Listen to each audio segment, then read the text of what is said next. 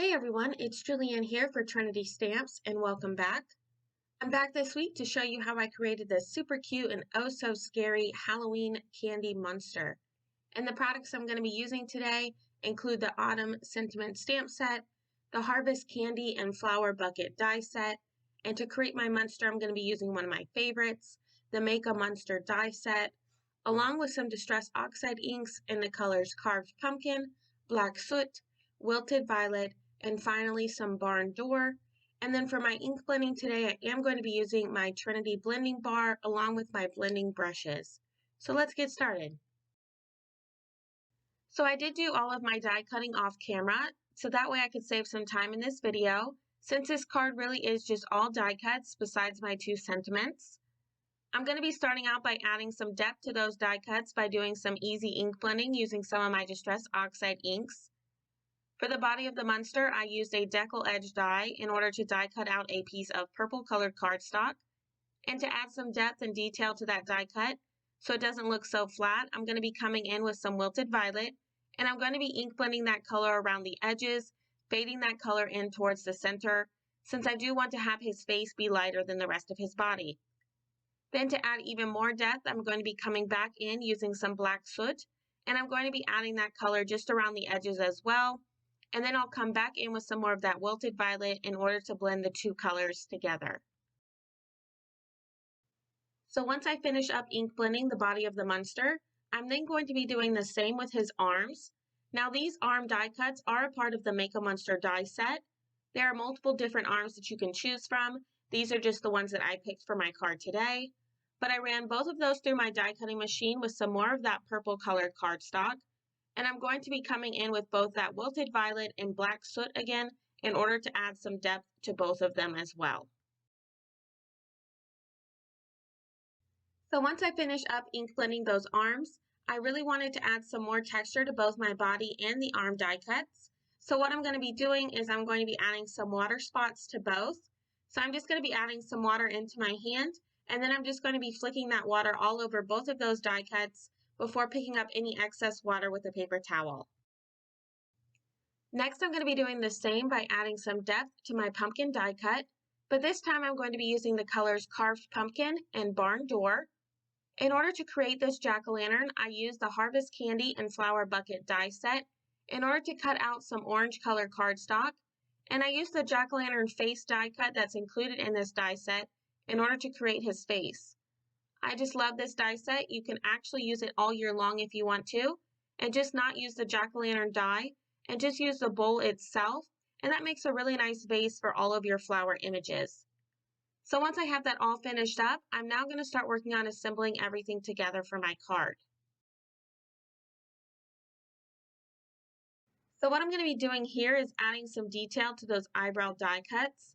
And I'm just going to be doing that by coming in with some green Copic markers and doing a flicking-like motion. And that's going to give them some really nice added detail. I absolutely love this Make a Monster die set. It is one of my favorites.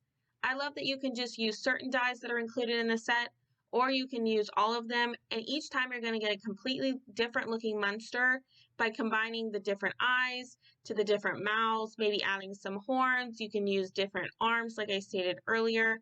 There's just so many possibilities. One of my favorite dies that are included in this set are definitely the eyebrows, hands down for sure. They are actually the main reason why I bought this die set. They are just absolutely adorable. I can't get enough of them. But once I finish up adding in that detail using my Copic markers, I'm then going to be adhering the multiple eyebrow die cuts together, so that way they add some dimension to my card and really stand out from the other die cuts. I also did the same process with my arm die cuts as well. And next I'm going to start assembling everything together onto my card, adhering everything down using some liquid adhesive. So I'm just going to put on some music and I'll be right back.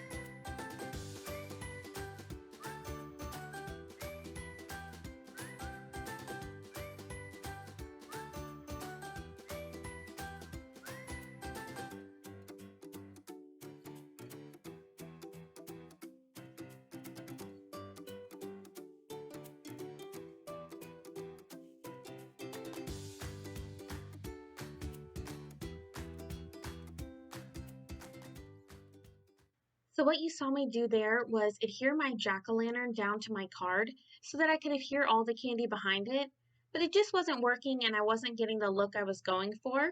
So before that liquid adhesive dries, I just peeled that jack-o'-lantern off of my background. Now don't worry, I know I destroyed my Munster and it looks horrible, but once I adhere that pumpkin back down, you won't be able to see any of that at all. So what I'm going to be doing here is I'm just going to be adding some liquid adhesive to the back of the pumpkin, and I'm going to be adhering all of those candy pieces down. And once I get all of those adhered, I'll just flip it back over and adhere it back down to my card where it was before.